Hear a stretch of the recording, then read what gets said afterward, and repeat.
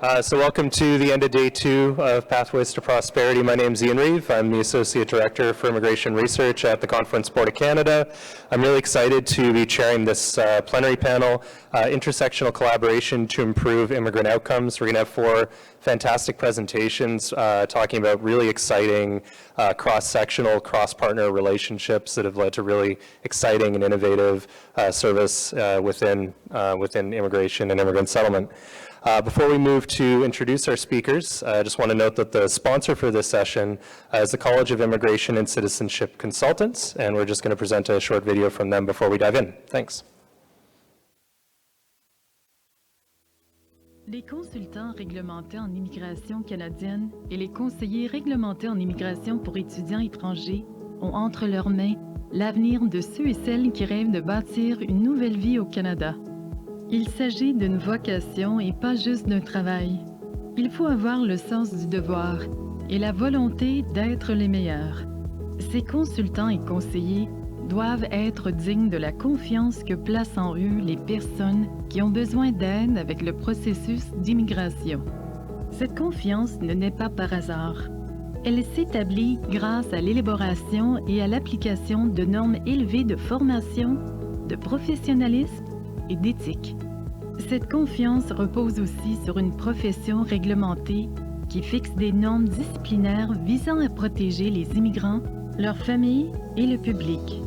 Le Collège des consultants en immigration et en citoyenneté est un porte-étendard qui rehausse la réputation des consultants et des conseillers titulaires de permis en protégeant le public. Et lorsque nous défendons les règlements, les normes, l'excellence et l'application des règles du Collège, nous agissons à titre d'ambassadeurs du Canada et défendons sa réputation comme destination pacifique, prospère et dotée d'un système d'immigration de calibre mondial. Nous bâtissons la confiance lorsque nous relevons le défi d'être les meilleurs. Nous sommes le Collège des consultants en immigration et en citoyenneté.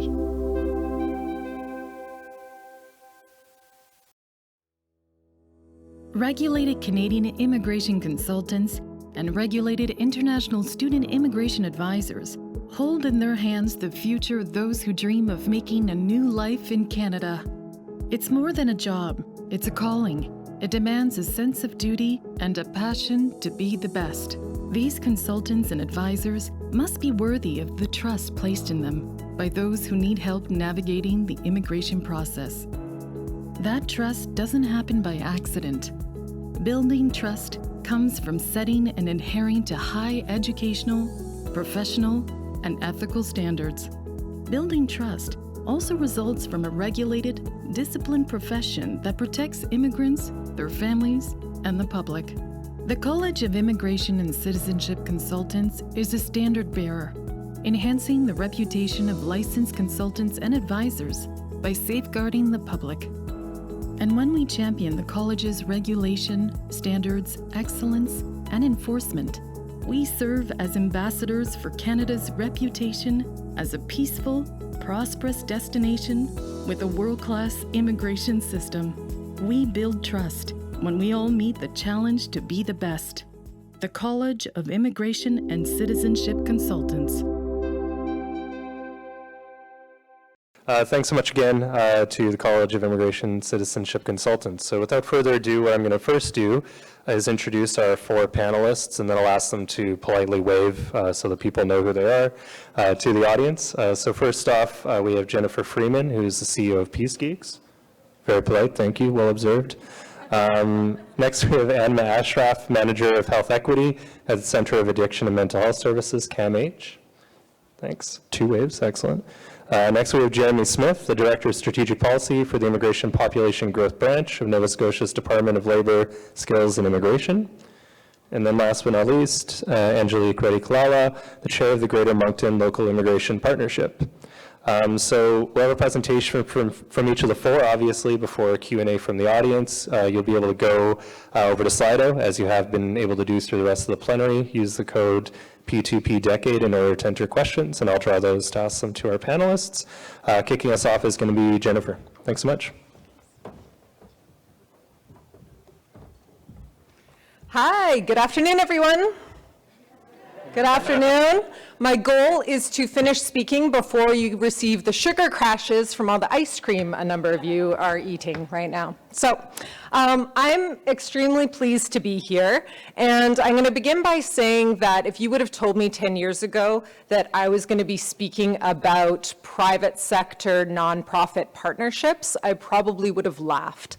The sector I worked in was peace building, and the majority of companies that I worked with at the time were the ones who were supporting, turning a blind eye or otherwise to violence and instability in the world. So it wasn't really a big fan. So if there are any of you in the audience who have a similar view of private sector corporations and working with them, then I am going to do my best to demonstrate why I have come around to advocating for us to partner more with them.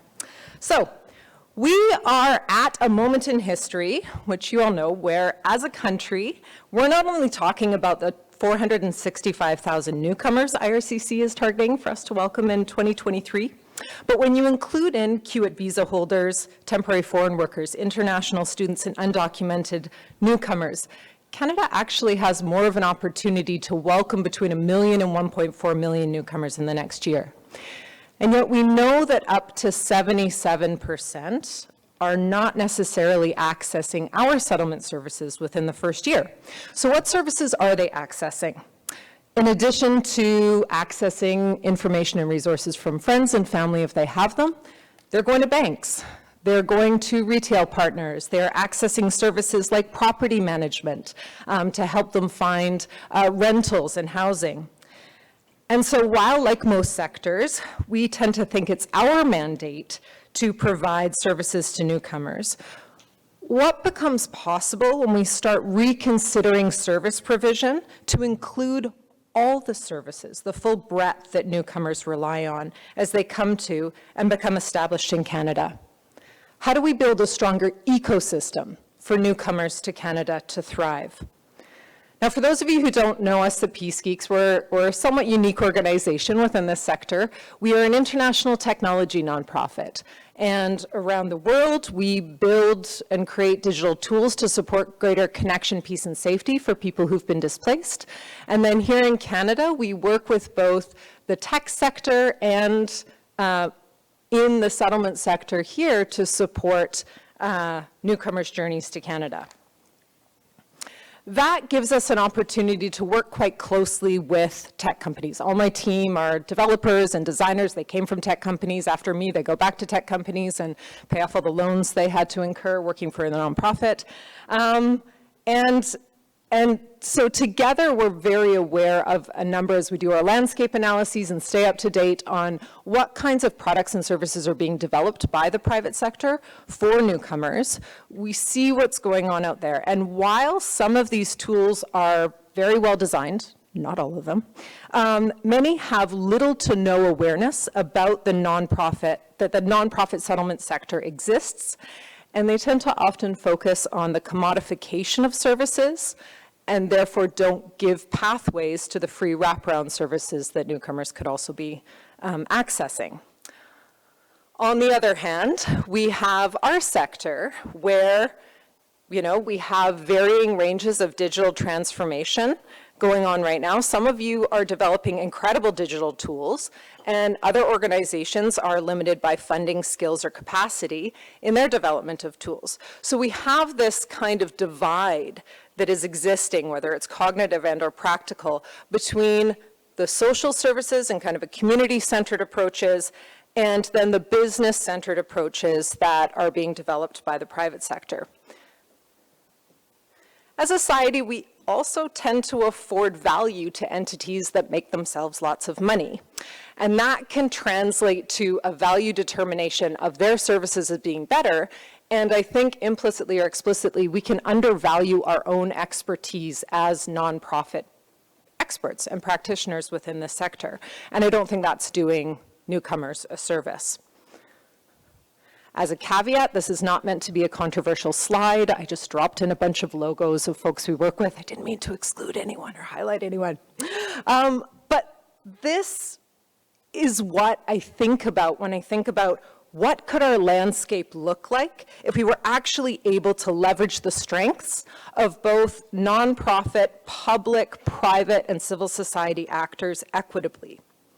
What would newcomer journeys look like if they could, I don't know, send in an application to apply board to apply to a whole bunch of universities across Canada, and then jump on Arrival Advisor and compare different cities and provinces to decide, you know, which city the universities are located in and see which ones they would like from that perspective.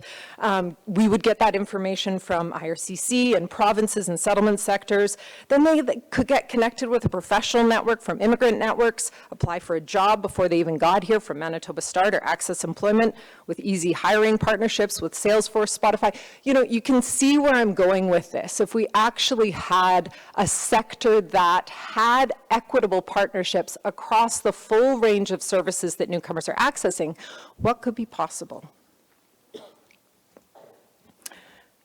Now, when you look at considering a partnership with the private sector, it's important to understand, well, what is each side looking for? So this is based on longitudinal research that's done by the NGO Partnership Barometer that's been going on for over 11 years. And unsurprisingly, I'm sure to many of us, a lot of NGOs are looking for access to funding. They see an opportunity through working with nonprofits to access a different type of funding, often that can be faster and more flexible. Corporations, though, they're also interested, like we do have value to provide for them. They are very motivated by partnerships that can help them reach communities, that can increase their reputation and credibility via partnerships, and deepen their impact with key market segments, which we all have the benefit of being able to do through our close partnerships with the clients and communities that we work with.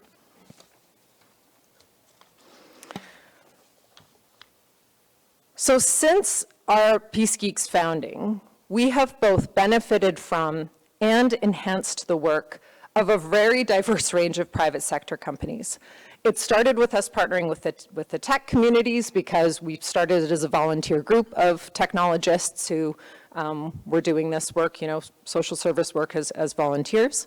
But we've gone on now to partner with BMW and consulting firms like Accenture, who we worked with on a lot of these strategies, and financial institutions. And the three areas that I feel like we found that have been most valuable in terms of mutual benefit to both us and that could benefit the ecosystem for newcomers is around new types of funding, and again, I'm going to keep emphasizing this word, equitable exchange of expertise and capacity, and working together to see how we can build a more welcoming Canada. So first of all, the one that I think comes to mind fairly regularly, especially if you've ever had a fundraising role in a nonprofit, is what opportunities are there to diversify our income away from government sources of funding and look at more flexible revenue streams that can be more sustainable. Again, I know we have a vast diversity of organizations represented here. Some are very secure in their funding. Many others of us go through what I call feast and famine. We have a wave of grants. It's fantastic. We can roll out a bunch of programs. If the grants don't come through and you haven't diversified your funding sources, all of a sudden a lot of small nonprofits in particular can be faced with having to close their doors. So diversifying funding income through a few different mechanisms within, you know, corporate partnerships. So there are CSR programs, there are foundations associated with a lot of corporations, which I'm sure you're aware of. But there are also opportunities to consider sponsorships through, for events and different programs, or affiliate marketing campaigns if you have products or services that partners may want to align themselves with, and you can mutually align yourselves to have that kind of affiliate marketing campaign relationship. Now, this is a quote that I just received from a potential for-profit funder, and this is what surprised me. This is how they articulated what they see as the benefit to funding nonprofits. So they weren't saying, you know, as some for-profits definitely will say, you know, give us your client lists. We're gonna market to them and yada yada. But they were recognizing that the benefit can be to provide nonprofits a consistent source of ongoing revenue that is untied, can support things like core funding, and be able to provide additional or new sources that aren't within a government or a public funder mandate that year. So it can allow us to be more innovative and flexible to needs. It can do things like allow us to create a reserve fund and ideally positively impact more people that we serve. So for a for-profit to be able to see that this is what's of value to nonprofits, to me was significant. They're starting to get it. The other areas that we've partnered around have been around organization building and strategic co-creation. So we've had a number of examples of that where we've found what were the gaps in our skill set, or even if we had the skill set, we're a tiny team. So where could we partner with those that could basically, so I'll use the example of when we were developing the Compare Canadian Cities tool over the summer, and we wanted to build the tool quick because we were hearing from newcomers, in particular those coming from Ukraine, who desperately wanted this service. And so we reached out to Microsoft and said, look, we've got the developers and designers who can do this, but we just need about 10-fold more.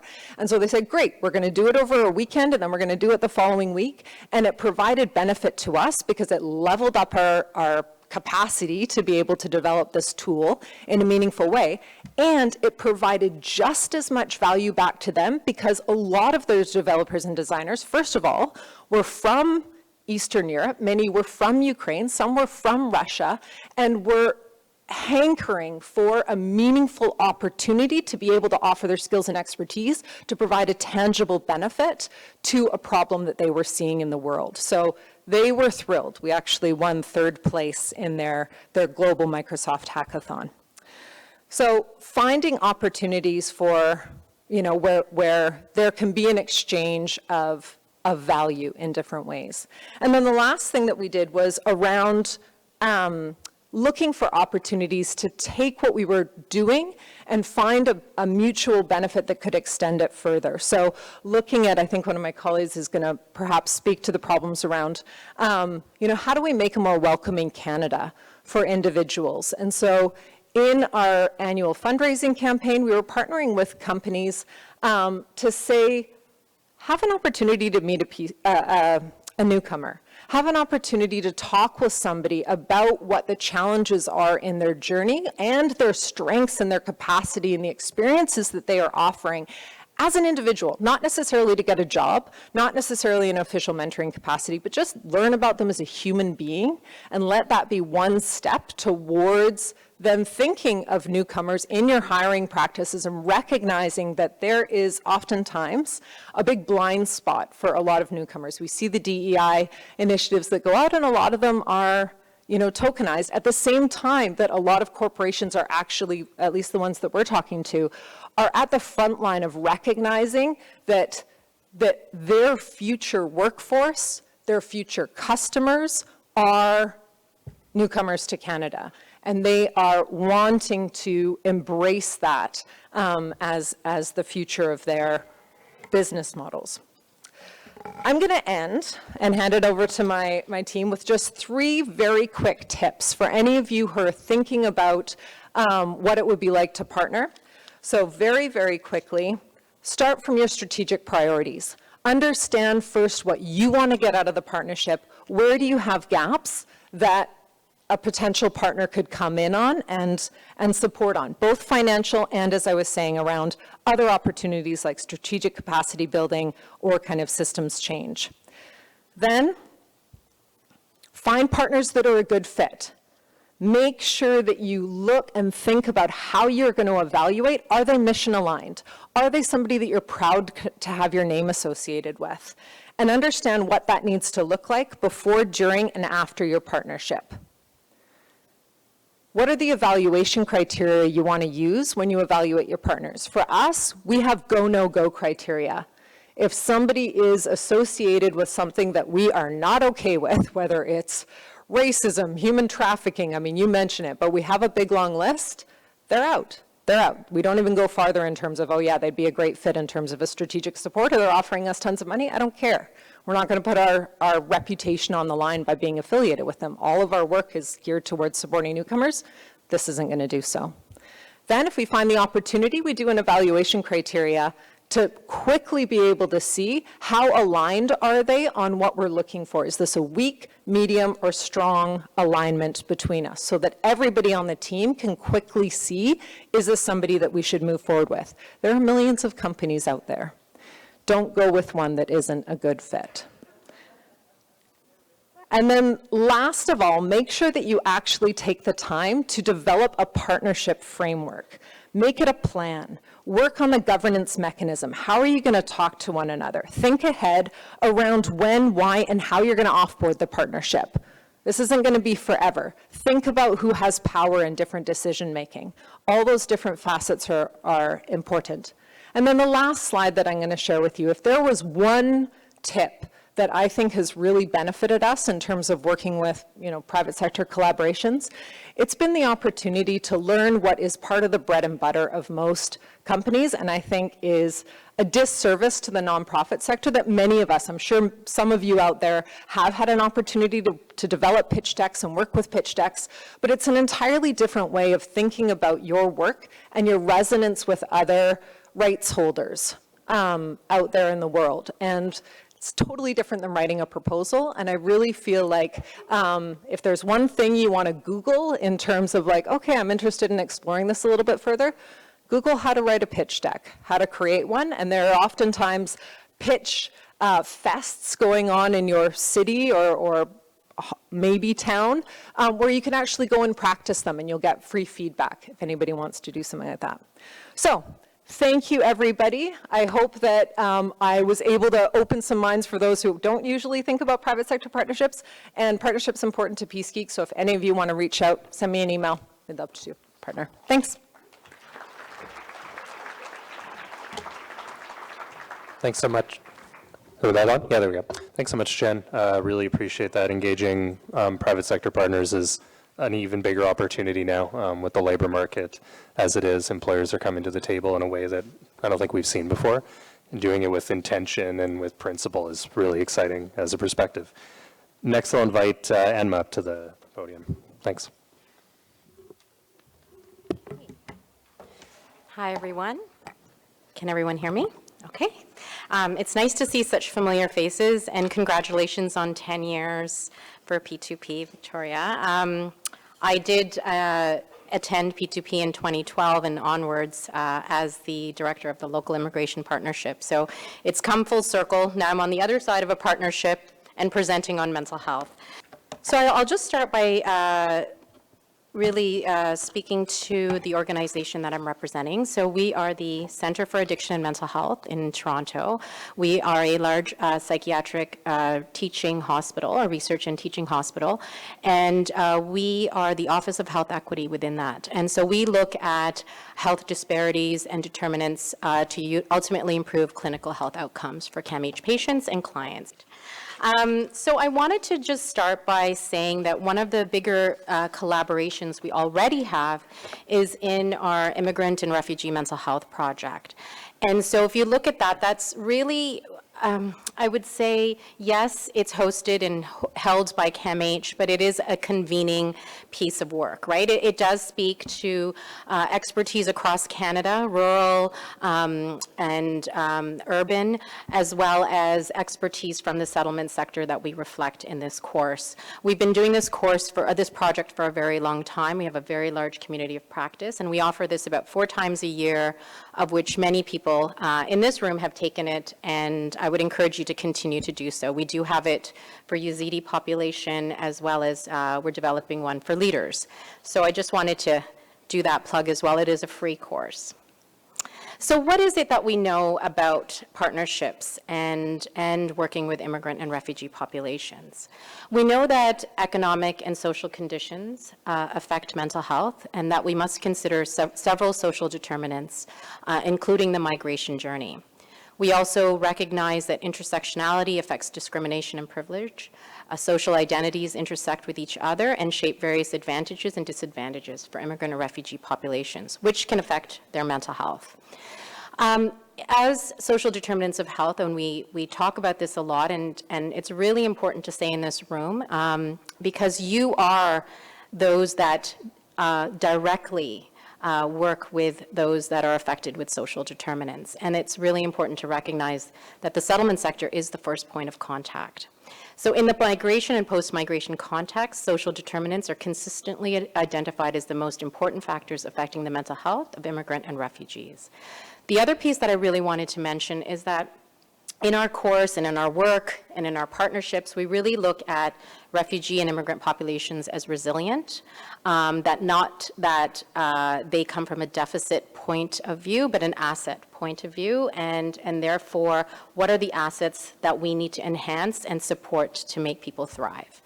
And so the most effective response in our research has often shown that the focus on mental health promotion and illness prevention is developing the appropriate pathways to care. And I was thinking about your the app and the partnership piece, and we'll speak to a little bit about the fact that we know that primary care physicians within the first month of arrival are really critical. Imagine if we could really help that situation as well. So there's layers that we could layer onto a partnership like that.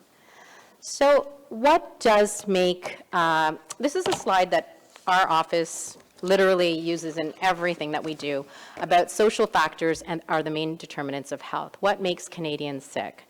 And if you really look at the evidence, it shows that gender, race, language, education, sex, income, all have significant influence on people's health status, access to services, and actually the quality of care. So you can see that the biology is 15%, and the rest is actually social determinants. So when people don't have housing, when they don't have jobs, and they've had any type of trauma and their migration journey, then layer those on, and then we will see that the mental health deteriorates. I'm going to go past this slide. This is just another visual of social determinants. And I wanted to quote some of our partners. Excel is Executive Director of Access Alliance Multicultural Health and Community Services in Toronto, a huge partner of ours. And this is a great quote. The barriers faced by immigrant and refugees and other vulnerable communities are such that we need to be looking at the bigger picture. And what are those barriers to access that they encounter? For that reason, one of our core values and strategies in working in partnership is that we can't do it alone, nor should we. The system change we're looking at includes working with other organizations to increase their capacity to respond to needs and issues faced by vulnerable communities, immigrants and refugees. So collaboration between settlement and mental health, what would that look like? And how would we do it? And what are some of the examples that we have?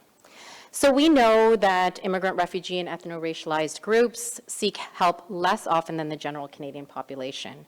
We also know that the primary source for information or referral are family physicians.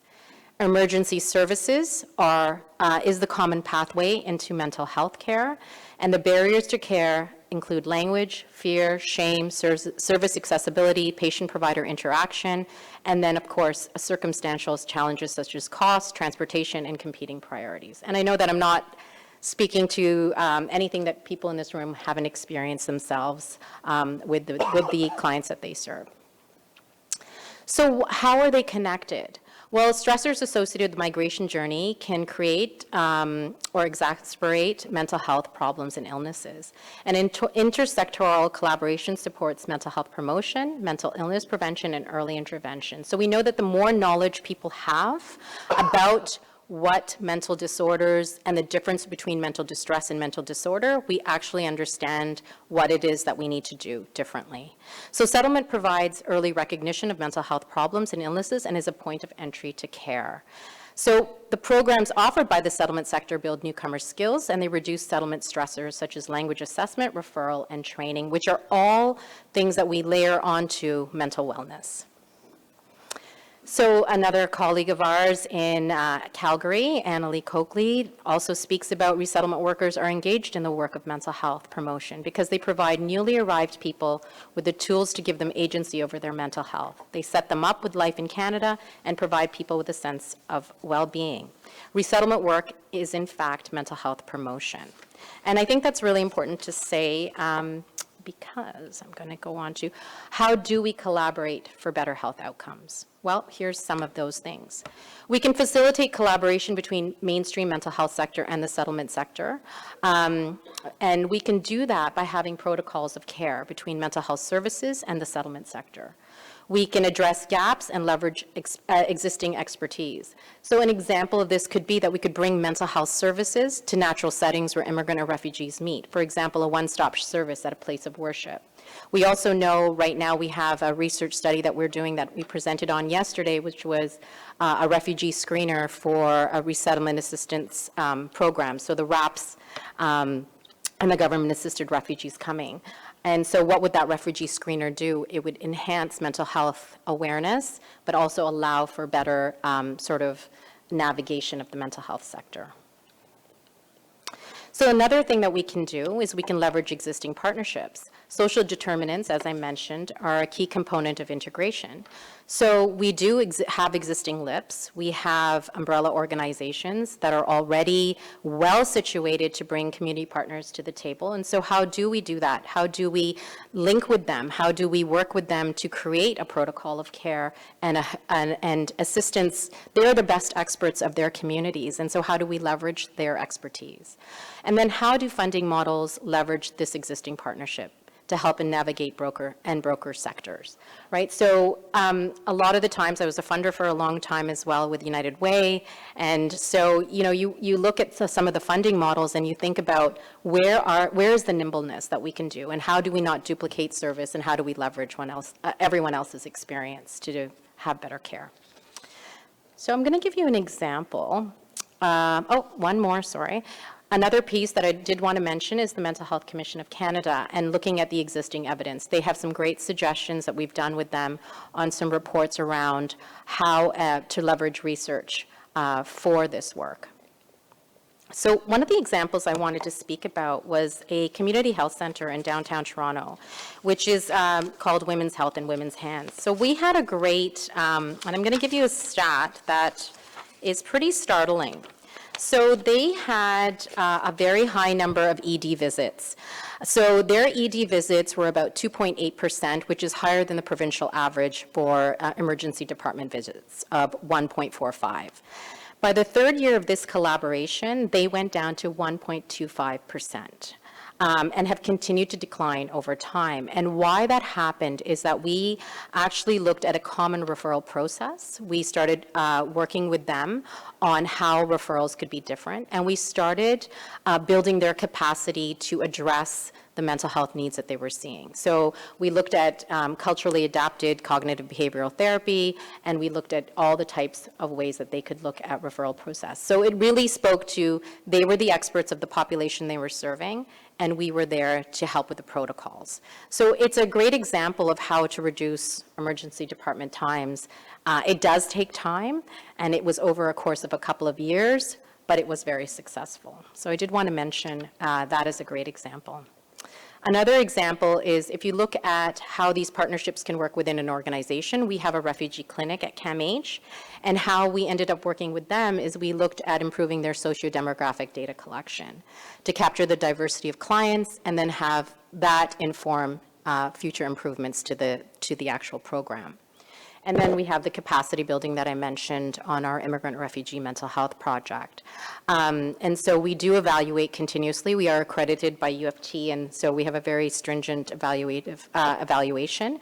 And in that, we were told that it did alter their practice by 83%, and 30% increased in course content knowledge. We have added 3 modules based on the evaluations we've done with folk in the room, and we've added allyship, anti-Black racism, anti-Indigenous racism, as well as self-care, really enhance the self-care and the vicarious trauma pieces.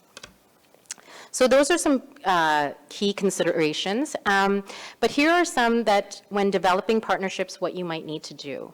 So engage partners early on to identify common values and alignment of purpose, similar to my colleague earlier. Establish measurable, concrete objectives and aims for achievable results. Invest in the alliance building process by clarifying expectations and obligations with personnel and finances. And then share leadership and accountability and rewards amongst partners.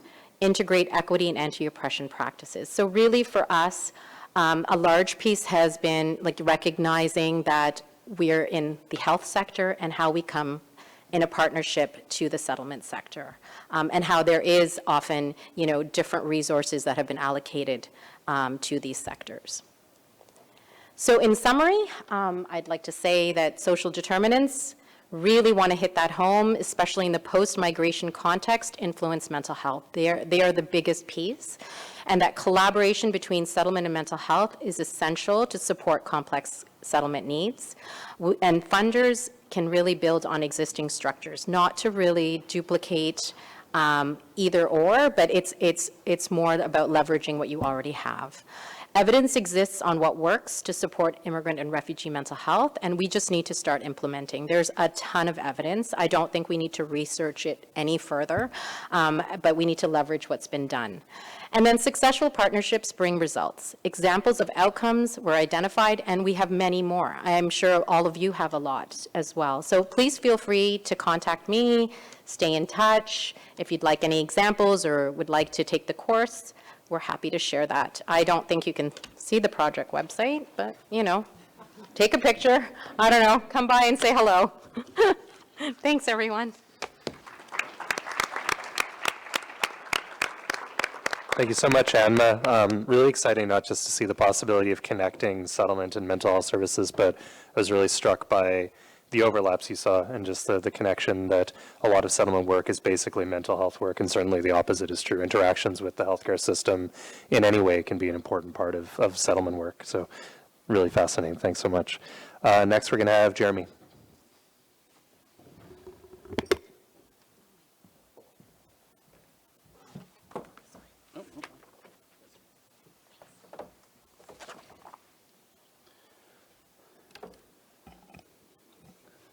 Thanks, everyone. Glad to be part of the panel, and thanks to all the other panel members as well. They promised to laugh at all my bad jokes, so I like them already. There you go. Thank you.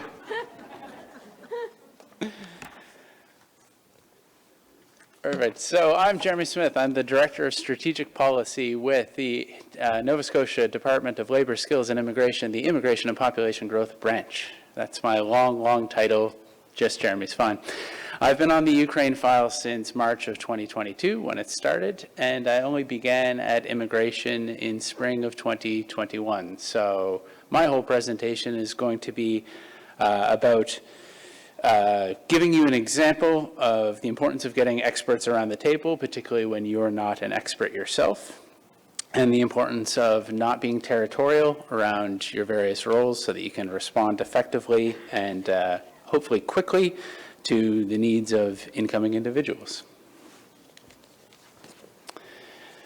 So when I wrote this presentation, I don't think I fully understood what this conference was or who was going to be in the room. So please have patience with me while I describe what QAD is to everyone who knows it much better than I do. I'm sure you all remember that the federal government through IRCC launched QAD as a pathway back in March of 2022. Crucially, and I think everyone knows this, but just in case you don't, under QAT, Ukrainians arriving in Canada were and are considered temporary residents, and they are not refugees, although, as we rightly point out, many have refugee-like needs.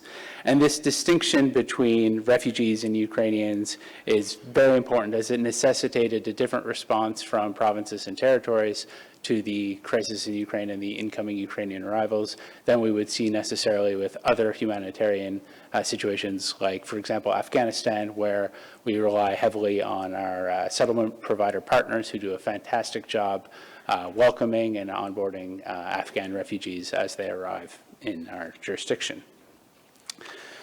Generally speaking, as a province, we tend to stick to economic immigration issues, and it's the federal government and the settlement service providers who provide the direction around refugee resettlement.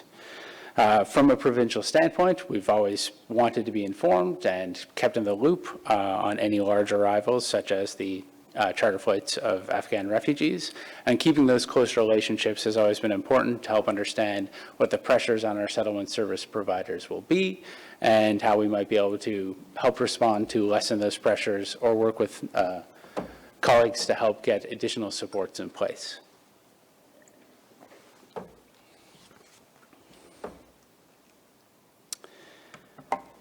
So, being new to the immigration file, I had the pleasure of being the acting senior executive director in March of 2022. when everything started to happen. I was acting when QAT was announced, and as I mentioned, I was brand new to immigration. So less than a year in the role, I was still learning what all of our programs were and who the key players were. All of a sudden, I found myself in charge when we needed a plan in place very quickly for how to welcome and support a potential group of arrivals who weren't economic immigrants or refugees. I was asking the same questions that I've heard around this conference and around many tables before. How many were going to come? What were their needs going to be? When would they arrive? Would they be able to work upon arrival? Would they be ready, willing, and capable of work on arrival? Would they be arriving with injuries, trauma, mental health needs, or other immediate medical needs? So likely many of the questions that you yourselves had when you heard about this program and started to figure out how your various organizations would respond. A year into the role, I'm not going to lie, I was very scared. I needed expert help, and I knew I wasn't the expert. Only problem was QAT was new, and responding to a large influx of temporary residents was new for a lot of people, so there wasn't one particular expert. That's not to say we didn't have expertise. We had a great deal of ready and willing partners. So I thought, since I can't get one expert, I'll get lots, and I threw it a large net, starting by bringing together people with a wide range of government department expertise, then our settlement service provider organizations, and other groups to figure out how Nova Scotia was going to successfully respond to this crisis. We didn't know who was going to arrive. We didn't know when they were going to arrive or what they would have with them. We didn't know what their needs were going to be or how we would determine their needs upon arrival. We just knew we had to welcome them to our province. So for those of you familiar with the weekly, now bi-weekly Operation Ukraine Safe Haven calls, they got that idea from me. I started it in Nova Scotia back in March. That's not true. I started a very similar call in Nova Scotia with all of our partners on a weekly basis that hopefully there wasn't too much panic in my voice on the first one when I said, do we have everyone around the table who we need to get together to respond to this, and what are we going to do next? So obviously immigration was there because these were newcomers. We had the Department of Health there because we didn't know what their health needs were going to be, but knew they would need to have access to our healthcare system. Community services to help address any income support needs. Our two of our major settlement service providers who are the experts in the logistics, settlement service provision, welcoming newcomers. And very notably, our province's local chapter of the Ukrainian-Canadian Congress, of whom I can't say enough good things. This was the diaspora community that got together and provided us with such good advice and stepped up time and time again. This team remains very much the core of the group, which continues on to this day. And we also have added additional people because, as I mentioned, I kept asking, do we have everyone around the table who we need? So education and early childhood development joined us to talk about how we can support younger newcomer arrivals and parents to get them the childcare and education supports they need. Housing joined us to engage in the conversation about longer-term housing, as well as other key partners as necessary. And that slide is actually almost pulled down from the Why website where we host a lot of this information. So we had to be quick, we had to be nimble, and we had the right people around the table. I think it's very important in these collaborative relationships that we established early on that this wasn't meant to be a way to step on anyone's toes, but we also asked people not to be territorial. So if there was the right partner to respond, they could respond, but if they felt pressure, if they felt pressure from other necessary humanitarian responses, like responding to the Afghan crisis as well, maybe others could step up and fill that void for the short period of time, since we're all dealing with limited people, limited resources, in a short amount of time. Again, I can't overstate the importance of the value that the team brought together, and having this space for open dialogue on a regular basis. It allowed us to identify issues and move quickly to solutions. So Ukrainians are not refugees, but they were arriving with refugee-like needs. So through the working group, we quickly identified that we needed to expand settlement services to cover them and to cover what IRCC might not be necessarily covering, or to fill in any gaps that were there. This was actioned in the same meeting that it was identified. We were able to make the decision and send out the message to everyone. Similarly, there were concerns about visa holders enrolling in schools. When that came up, we got education to join the call and made sure that they were on board and sent out messages to every school saying, treat Ukrainian arrivals as if they were Nova Scotian students, help the families enroll and get them in classes to help them have a sense of normality as quickly as possible. When we were worried about visa holders being able to access income assistance, community services made changes to their policy so that these temporary residents could access income assistance as well. Similarly, for getting an access to an MSI card, which is our provincial health card, and being able to access provincial health supports, Health was able to change their policies almost overnight to say if you had an open work permit, you could access healthcare supports. And since through QET you could get an open work permit, we used all of our partnerships to try and communicate out to new arrivals and those looking to arrive to make sure they clicked that box so that if they came to Nova Scotia, they could get access to healthcare as well. And as I mentioned, the UCC, the Ukrainian Canadian Congress, was amazing. They stepped up time and time again to help fill those additional needs that we identified. When we realized we didn't have enough translators, well, they're the diaspora community. They were able to find people who could help us translate at job fairs, translate materials to go out to people, and we actually ended up funding different organizations to hire people on a part-time basis to fill those roles.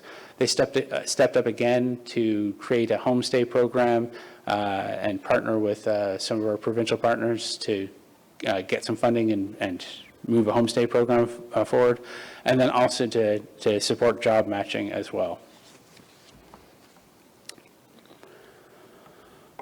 If you don't know what to put in your presentation, put in pictures of little kids and families being reunified, and everyone's happy.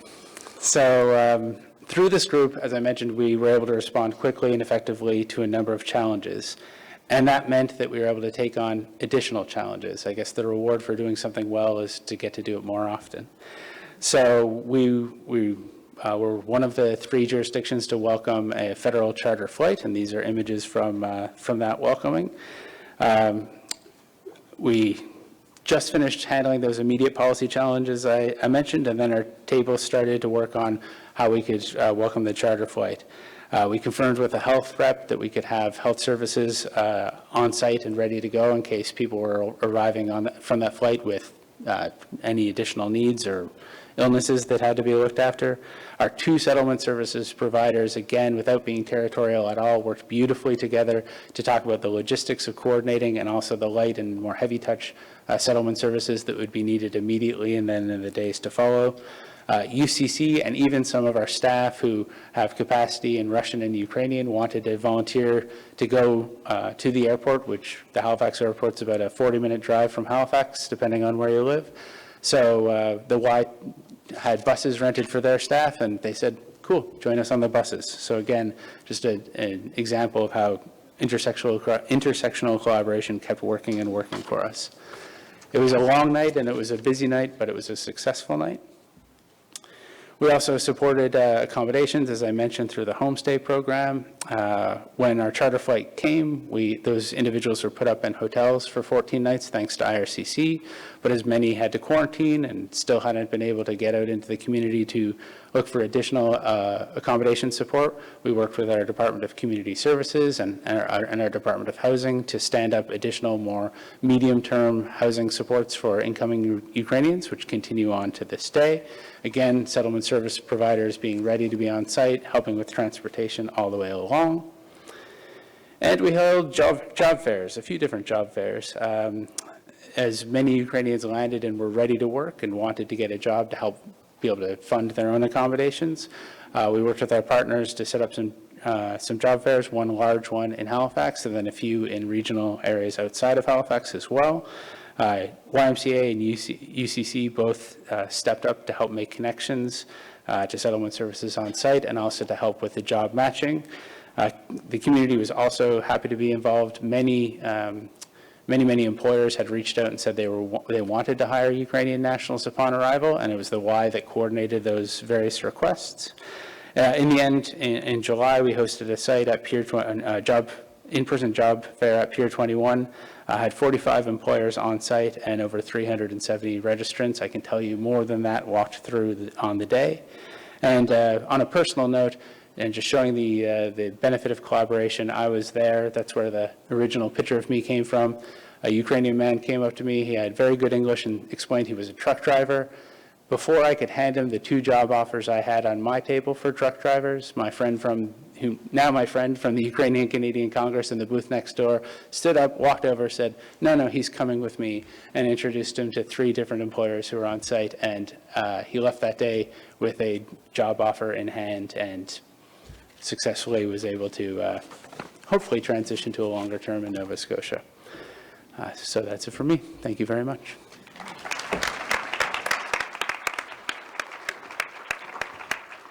Thanks so much, Jeremy. It's a really interesting counterpoint after the first 2 presentations, talking about taking the time to deliberately set up relationships and go through all the phases that in an emergency, it just has to happen. And you need to move quickly, but it's a testament to the work and to your partners that it came together so effectively. So great. Final presentation from Angelique, who's already made her way up. Thanks. Hello, I am Angelique Reddy-Kalala. So I am the Immigration Strategy Officer at the City of Moncton, and I am also the LIP Chair for our local immigration partnership in Greater Moncton. I just want to have my colleagues Erica Cantu and Mary Reed just stand up here. There are our LIP staff that are here, and I know the next few days is a LIP gathering, so please do chat with them. So thank you. So my role here today is to talk about the role of municipalities. So just by a raise of hands, who here has been to Moncton, New Brunswick? Beautiful Atlantic Canada. And so Moncton is an officially bilingual city in Canada's only officially bilingual province. And so there's a lot of great aspects about living and working, obviously, in our city. And I won't sell you here because I know you're all well settled where you are.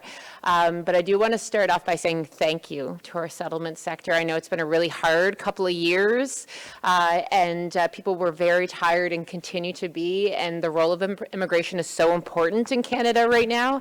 And I hope you're all getting your glasses refilled at this conference through so many different promising practices. I'm even taking notes on our panel as my colleagues are speaking as well.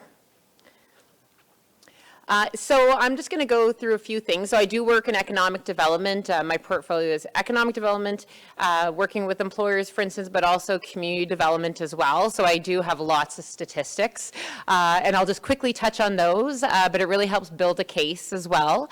I'll talk about the background of our local immigration partnership and our immigration strategy, because we are into our second immigration strategy within our region. And then I'll talk about the role of the City of Moncton and really the role of municipalities that they can play, and then kind of what's next for our region, because it is an exciting time in Canada.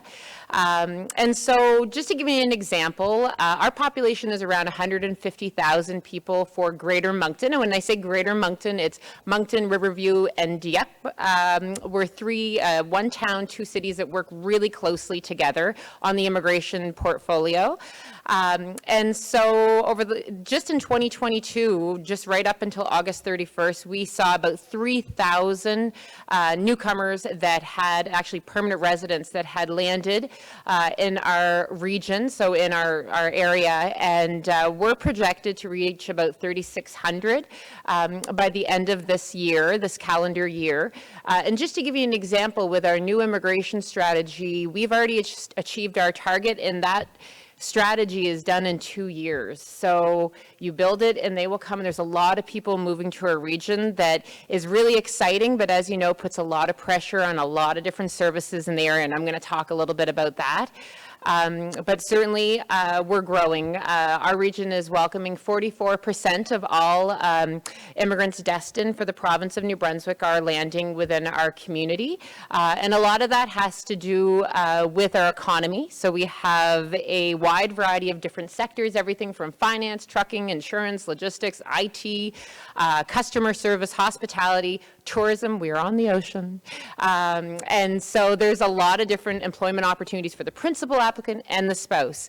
And then we also have a lot of support services too, and in our community, people work really well together. So I think a lot of what's going on now is people are bringing family and friends, and it's exciting because most of that growth really came in the last census period. So just to give you an example, Moncton CMA ranks actually 15 out of 160 urban centers for recent immigrants, as well as non-permanent residents. So we do have a lot of international students. We have the most in the province they're in southeast New Brunswick, as well as many people on open work permits that would love to be PRs, but the processing time is delayed. So a lot of those would fall in that category as well. And you could just see here where we match up with some other cities across Canada. When it comes to also overall attraction, you could see there was about 6,400 new immigrants and 4,700 non-PRs living in Moncton CMA in 2021. And some other interesting stats is about 40% of all of those living in our region arrived in the last census period, and nearly 50% of them were under the age of 25. So it's really exciting when you think about how you build your cities and how you invest in cities. I think this information is so important because we need to make sure our infrastructure in place is keeping up with demand. So our schools, our parks, every service is impacted by, your population coming. So this data is a gold mine. I tell everyone that at the city, when you get census data, it's really how we should be looking at investing in our communities. So some of the past achievements of our immigration strategy, we launched our local immigration partnership. We're really proud of that partnership. We have over 23 different stakeholders, ethnocultural associations, post-secondaries, all three levels of government, immigrants themselves, of course, entrepreneurs, you name it. We're all working in collaboration to implement that immigration strategy, and the City of Moncton is the agreement holder for that. We also launched a shared brand called Immigration Greater Moncton. So when we do attraction missions, we go under that brand. And so, for instance, when we do virtual job fairs, like I'm sure many of you have participated in with your virtual kiosks, we would go under that brand. So the settlement agencies would be with us, the cities, even the province sometimes will attend as a part of our kiosk different events. Even right now, my colleague is at Destination Canada because Francophone immigration is extremely important to our community, and she would also be participating under that shared brand too, so which is exciting. We launched newcomer job fairs and filled many position welcome events and attraction missions. In 2019, we launched our second immigration strategy.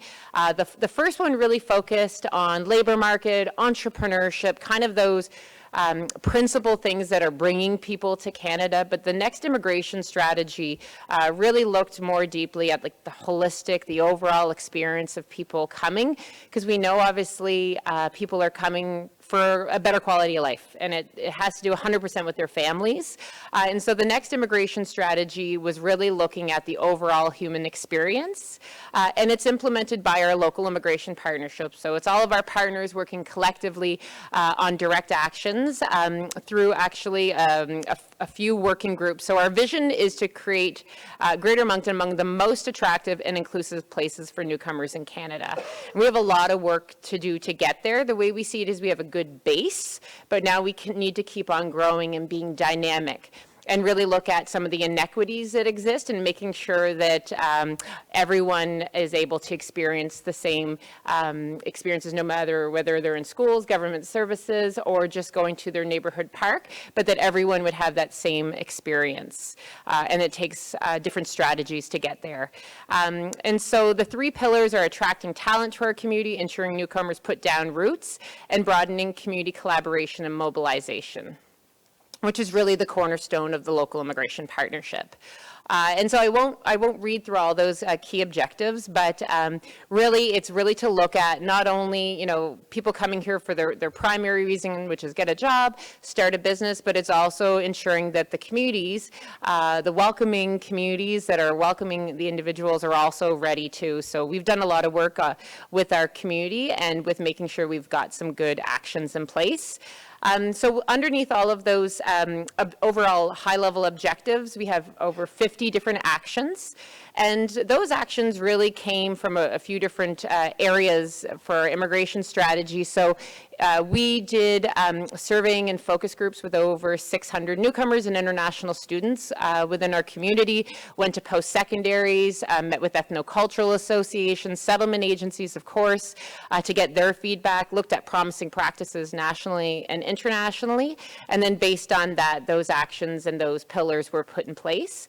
And the LIP has a great infrastructure to be able to respond to some of those needs. So for instance, we have a labor market and attraction working group, international student attraction and integration, entrepreneurship, settlement and inclusion, and a comité de veille pour l'immigration francophone, parce qu'on veut être certaine que les immigrants francophones sont bien servis à travers tous nos groupes de travail. So really focusing on francophone immigration across all of our working groups is key, and to make sure that that is the cornerstone too within our strategy. And of course, advocacies. So the Chamber of Commerce and the municipalities do a large portion of the advocacy, in particular the Chamber though, because sometimes you need to advocate to the city to make sure that they are putting the right programs and services in place as well. And certainly there's been a lot of advocacy points more recently.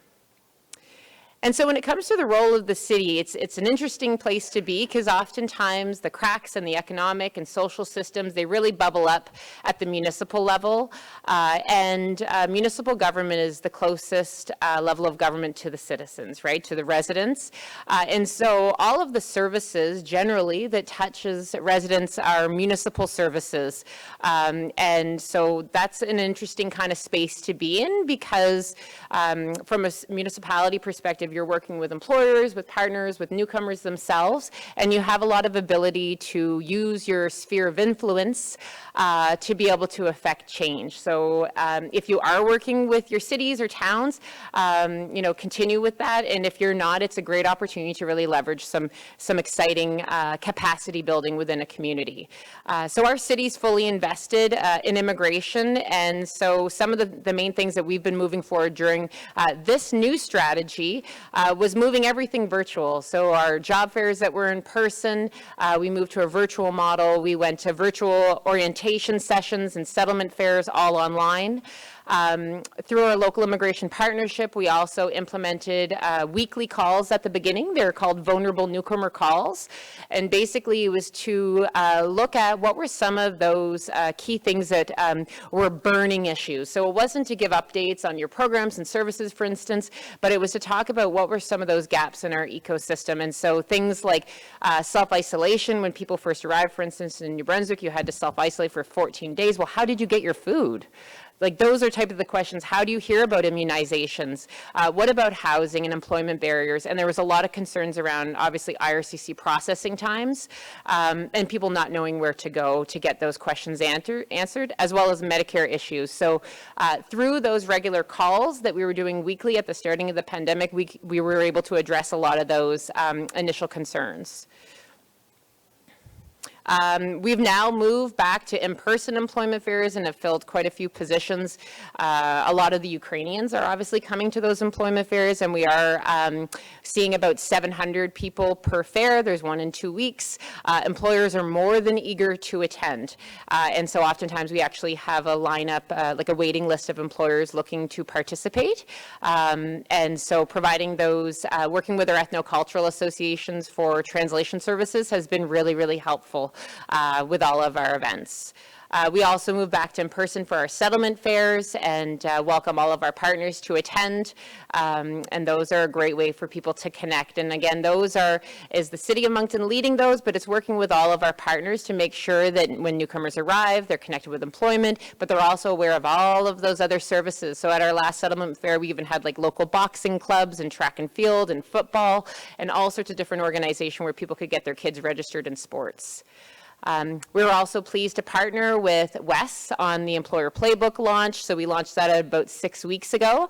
And it's a great opportunity for us to provide tangible tools to our local employers. And that was a great opportunity to really work with a large variety of foundational partners within our region to implement that tool book that is now available on our immigration website in English and in French.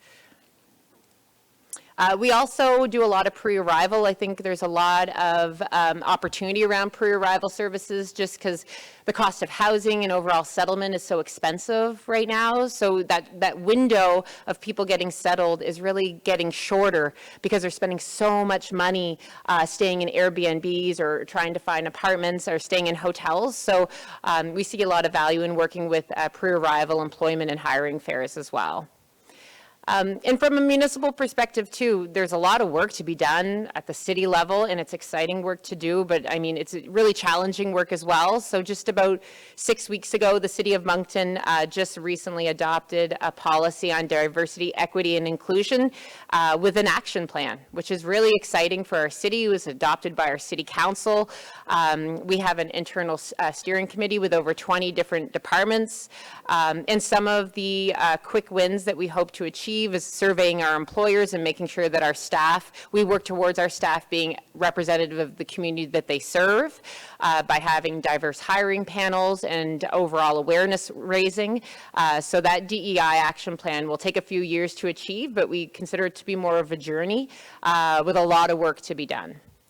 We're also really happy to recently partner with the New Brunswick Commissioner on Systemic Racism, Dr. Manju Varma, and she actually looked at our municipal services and gave us a list basically of recommendations on how we can help remove structural barriers and to essentially become an anti-racist city, which is really exciting and is also a part of this journey as well. But I think when you're working within the city, it is a level of government. There's a lot of work to be done, but if you can affect change at that level, it's true systemic change as well. So that's something that I think is really important from a City of Moncton perspective. And of course, making sure that our boards and committees, using the 50-30 challenge that the federal government had launched around ensuring that our boards and committees are diverse and representative of the communities that they serve, because oftentimes a lot of those initiatives or projects that cities move forward are done at that board and council level. So there's lots of opportunity there too. So we're looking forward and moving that forward. And so I like to always finish with just a few quick advocacy points. And so this is a great room. Everyone here is obviously within this sphere. And for us, we know that there's a huge need when it comes to housing, just like every area. And so we really need to ensure that our immigration strategies and these numbers that we're announcing align with skilled trades, making sure that we're bringing in skilled trades, making sure that housing aligns to some of those numbers, speedy access to Medicare as well, IRCC processing time, all of that still remains a challenge. If we're going to be welcoming so many people to Canada, we need to make sure that obviously our services keep up with those demands. Also focusing on Francophone immigration for our region is huge. We need to make sure that as we're welcoming this many newcomers to our region that we're really maintaining our linguistic balance. And also settlement support for those that are not PRs. So in Greater Moncton, we have just as many non-permanent residents as we do permanent residents. So we need to make sure that our settlement agencies are well equipped and have the staffing they need to be able to serve that fast-growing population. And just overall, when it comes to working in collaboration across sectoral partnerships, municipalities are a great way to implement better retention rates too. So if you're working with your cities, they have different departments when it comes to mapping exercises or project management tools, all sorts of different data as well. So a great way to be able to harness a partnership and to help move some of your projects forward. So I would certainly encourage you to reach out to your local city or town as well. And you can find a lot of that information I was discussing on our Immigration Greater Moncton website and by email. Thank you.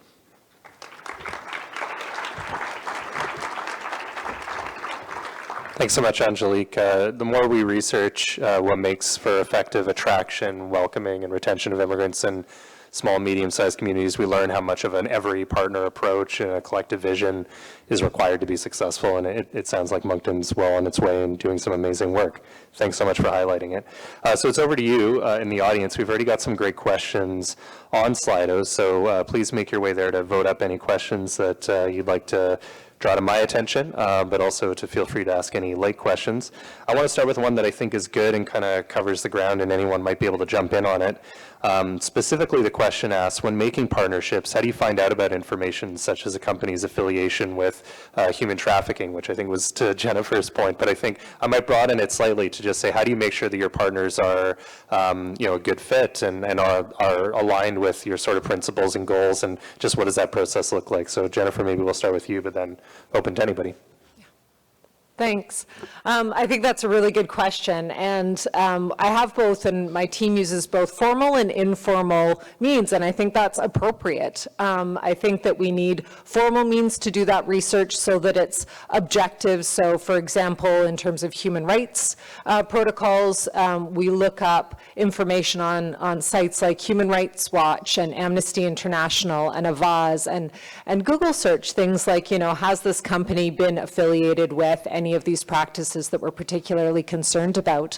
However, I'm going to be honest, the other network that I go to is my advocacy networks. I'm still very involved in international human rights and peace building, and all of us have constituencies and communities that we work with every day, newcomers, talking to them and saying, what's your experience been with this company? Peace Geek centralizes, kind of user research and talking to community in ways that all of you do as a matter of course in your work as well, but just asking over and over and over again, hey, where, what's your impression of this? Have you heard anything? And doing that kind of ongoing questioning of what is something's credibility.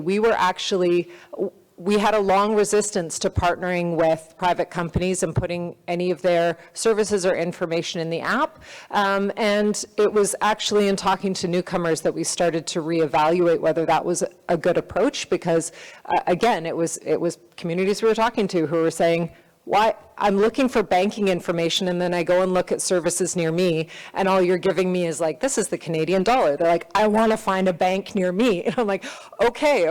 Like this is something where we need to rethink some of our assumptions and listen to, again, kind of how do we make a valuation.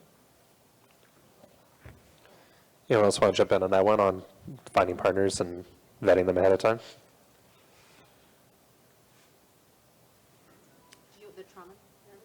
Sure, that's where I was going to go next. So why don't we go to that? So really powerful question, top voted right now. So trauma narratives for immigrants can reinforce the idea the newcomers are naturally closer to harm. How can we change that to highlight desires and dreams? So I think that's a really good question, and one of the things that we highlight in our project, in our course, is really understanding that when you have a mental disorder or mental illness, mental disorder versus a mental health, mental wellness, they're very different, and that not all newcomers, immigrants, refugees experience mental disorders. However, the trauma narrative that you're talking about, we also recognize that PTSD doesn't actually happen automatically to those that are arriving. It actually is something that one doesn't have other things like housing and their children are not taken care of, and their whole lives are unsettled. That is when PTSD actually surfaces. And there's a healthy immigrant effect as well. We also know that people come here healthier and they deteriorate over time because they don't have the supports. So we really try in our project to get away from these trauma narratives of, and that really and truly that these are resilient and engaged populations, that if we are able to make sure that the social determinants are taken care of, that they will thrive. So I totally agree with you around not reinforcing those narratives, but really looking at asset-based supports. Yeah. Yeah, thanks so much. Jeremy, I'm going to throw a couple kind of quick and kind of factual questions at you. So one of them is, were LIPs or RIFs part of your collaborative team? If so, how did they contribute? If not, why not? And then there are also just a number of people that are asking for clarification just on why Ukrainians haven't been considered refugees in a definitional sense, and what that's meant for their supports and services. Sure. So I'll speak first to the LIPs and RIFs question. In terms of our initial forming of the team, they were not part of the team because we were looking at specific government policy responses that needed to change. So how can we extend medical care, health care, income support, and those sorts of things, which was a provincial government response. Having said that, in Nova Scotia, we have a number of navigator positions, which are provincially, they're provincial positions, but they sit in our regions and work closely with our LIPs, our RENs, which are our regional enterprise networks, and a number of other partners to understand what the lay of the ground, or what the lay of the land is in specific regions, what the challenges are in those regions, and what benefits and supports those regions can bring to the table. So our navigators have been heavily involved in the Ukrainian response and have been working with our partners, including the LIPs, to help ensure that regions are responding effectively and quickly to those needs. To the second question, which I believe was around why is QET different? That is a difference between the federal government and the provincial government. I think that really the federal government and IRCC would be best positioned to respond to that. Having said that, I feel that I hopefully can speak a little for them and say that one of the reasons QET was formed in the way that it was to quickly respond to the crisis that was ongoing, and to also recognize that refugees is a specific term that has a lot of definitions behind it, and because of the situation in Europe and because there were safe havens close by to Ukraine, I don't believe, and I would throw it over to a partner at IRCC to expand on this, but I don't believe that technically Ukrainians would have counted as refugees if they were to come to Canada having other safe havens close by. But it was something that many people felt Canada as our nation needed to respond to quickly. Thanks so much. So we've actually got an interesting kind of trio of questions about small communities. So I'm just going to kind of do those in sequence and call on different people on the panel to talk about them. So to you first, Angelique. How do we enhance opportunities for small city centers to have their voices and communities heard at these wider tables? So that's a great question. So there's a lot of smaller communities I know represented here today. I've met quite a few rural communities as well as smaller and medium cities. So ideally attending functions like this I think is key. Local immigration partnerships are a great connection, and RIFs obviously to the federal government as well. Our region right now is a part of one of the 12 cities selected by IRCC to work on a community-based planning project. So that's a great opportunity for those 12 communities, but hopefully that can certainly expand. But there's a lot of value, and it's on a whole bunch of different fronts, though, when it comes to attraction. I think making sure that IRCC pre-arrival services are mandated also to work with smaller city centers to make sure that those pre-arrival services have the information they need, because you sell what you know. And if you know a region well enough, even just by the information, you're better able to provide those services to newcomers. So I think there's a lot of value working with pre-arrival services. And again, expanding, I think, LIPs and RIFs across Canada as well, and leveraging those services. That's a great way to connect with the community and to build capacity. And then, of course, ensuring that settlement services are provided in smaller city centers as well. If you don't have settlement services, it's very hard for those employers and for newcomers to properly integrate. So I think overall we need to look at how we're funding, and then also cities and towns themselves should really be investing, if they can, in the immigration portfolio as well, because they need to be advocating on behalf of their communities. The conversation is not really, we heard at the last panel, it's not the why anymore in immigration, it's the how. And we all need to collectively work together on how we can increase our capacity. So I think that's important. But they need to be at the table. If they don't have a voice, then how can they possibly expand their networks? Yeah, thanks for that. I'd be remiss if I didn't mention that at the conference board, we have relatively recent research on settlement services in remote and rural communities, which pointed to a lot of those same things, and again talked about exactly the types of networks you were highlighting, that the recipe for success starts with the availability of services, moves through partnerships within smaller communities. So a small plug for that. That's my chair privilege for the day. Jennifer, there's kind of two questions for you that focus on smaller communities. One of them is looking at I think it's the city comparison tool, and just noting that it's mostly focused on larger cities, if there's any intention to expand that to smaller centers. But then kind of a more aspirational question Just asking, what's the organization's next big dream, and how and whether does Rural Canada fit in with your overall plan? Thanks. Can I just thank whoever asked me what my organization's next big dream is? Let me just, whoever you are, thank you.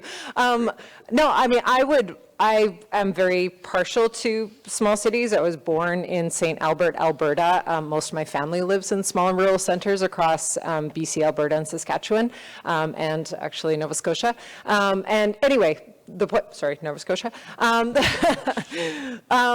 My big vision, to answer both of these, is that a rival advisor could cover all of Canada, could offer information and services on every single town and province across the country. We're in BC, we started in BC, we're now in Manitoba thanks to a phenomenal partnership with Manitoba Start, and we are very, very keen to be present anywhere and to be able to support the settlement sector to level up the information that is available to newcomers as they're looking to move to Canada.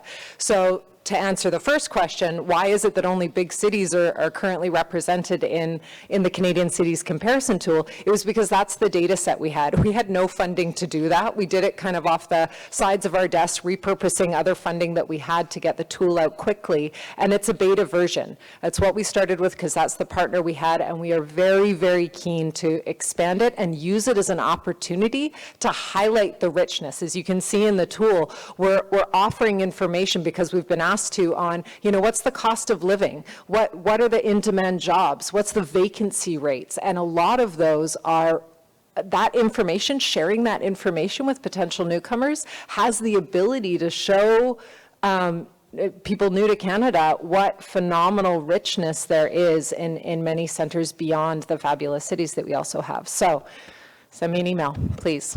Thanks. Thanks for that.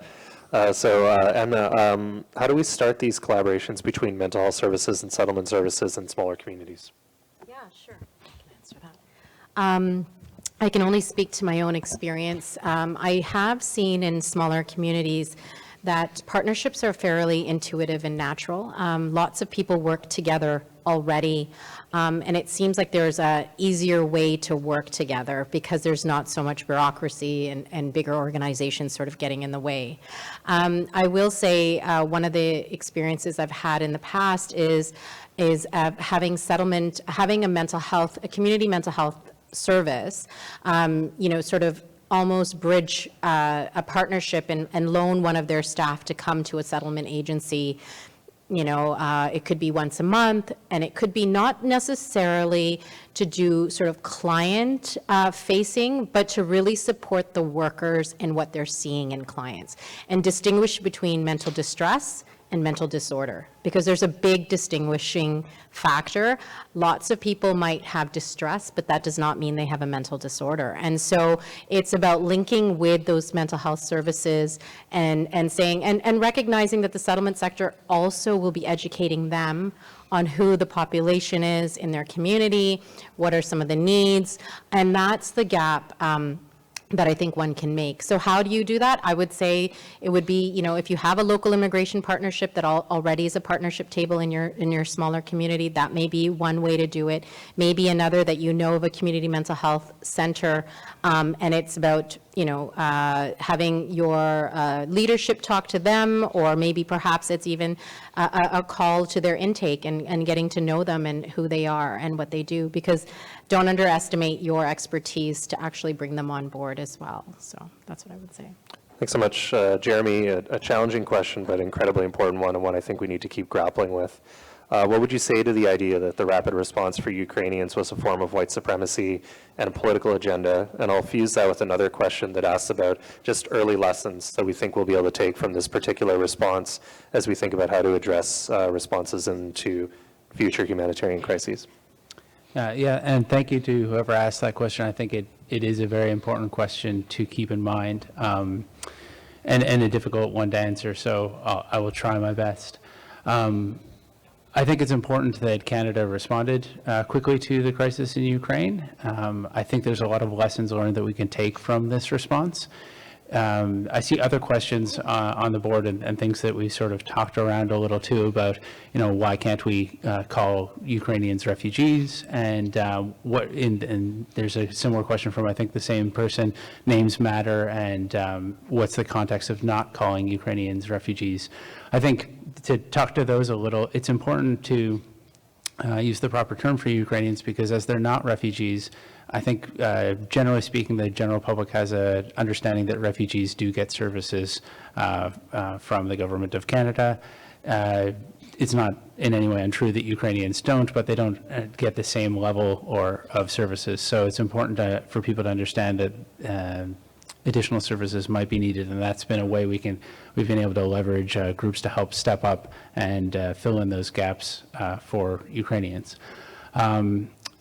Certainly in my team, looking at the services that are provided to Ukrainians, we often ask ourselves and think about, is this equitable? Are the same level of services being provided to Canadian citizens who have similar needs when it comes to housing or income support? Are the same level of services being provided to refugees and other asylum seekers? Are the same level of services available to economic immigrants? We've tried to keep things as balanced as we can, recognizing that there are challenges on all fronts. But I think it is very difficult for sure. And I think keeping that view to are these services equitable, and are we serving the population in the same way that we are serving other populations in need is very, very important. I'll be honest, it can be a bit of a struggle to know that we're responding slightly differently to these different groups. And I think moving forward, the lessons that we can take from this response are what can we learn to help additional groups that might be facing similar humanitarian crises and might, like the Ukrainian cohort, want to come to Canada or need to come to Canada for their safety for a short period of time, but then want to return to their home country, which if you're a refugee, you can't necessarily. So a lot in there. I think that my takeaways are this is an important conversation to keep having and to keep at the top of mind, because the equity of how we respond to these crises and how different groups are treated is incredibly important. So thank you for that question. Echo that. Thanks so much for that question. Very important. I'll ask a somewhat related question. I think I'll go first to Amna on this, but as we're close to the end of time, if anyone else wants to jump in to speak about this from a non-sort of mental health services perspective, I think that would still be interesting. So how do we ensure that we aid newcomers with their mental health needs while ensuring their comfort in an inclusive, non-Eurocentric approach? Yeah. So part of that is that so when you're talking about mental health, I think one of the pieces is there's a lot of research and a lot of evidence on culturally adapted interventions. And so what is it that we need to do differently, right? How do we need to understand stigma? How do we understand peer-related mental health supports, peer-to-peer? How do we understand to leverage community, faith-based organizations, et cetera? So there's a lot of information on that, and it's not to say that the ethnocentric mainstream intervention is the only successful intervention. It's actually not the only successful intervention. We really believe in a not a one-size-fits-all approach to any intervention that's clinical, and that's what our department does in health equity. If you'd like more information on how we are training those interventions in the health sector, we'd be happy to share that. And our course is actually for the settlement sector, but also for health service providers to do exactly that. So when you take it as a settlement worker, you will get an intervention that's case management specific, but if you're a healthcare provider, you will get a clinical intervention that's specific. So we do that differently based on those expertise and based on what people's experience and capacity is. That's good. By all means, if anyone else wants to jump in, we got just enough time for any other sort of experiences on culturally sensitive service or non-Eurocentric services. Any takers? She's the expert. Fair enough. It was very well said. So with that, at exactly 5 o'clock, which I quite enjoy, I'll thank Angelique and Jennifer and Amna and Jeremy for speaking so well and answering the questions. Thank you all for the questions and the attention, and for a great day. So that wraps us up. Thanks so much, and have a good third day. We'll see you later.